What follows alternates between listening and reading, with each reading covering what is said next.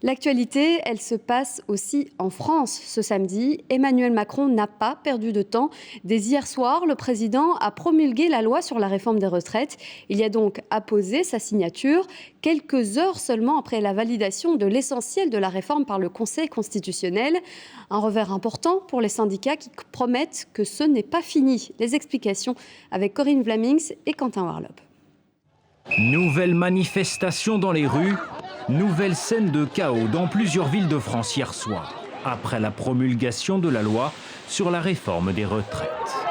Un rassemblement statique, c'est important, mais c'est aussi bien de bouger dans les rues, de récupérer des gens qui sont peut-être d'accord avec la mobilisation et de les amener aussi, de montrer que le mouvement n'est pas éteint. À Rennes, la porte d'un commissariat et l'entrée de ce couvent ont été incendiées. Un peu partout en France, des rassemblements spontanés se sont rapidement organisés.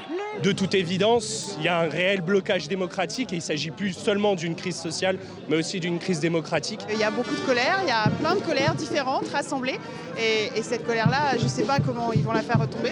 Tous protestent contre le recul de l'âge de départ à la retraite de 62 à 64 ans, désormais acté après le feu vert du Conseil constitutionnel.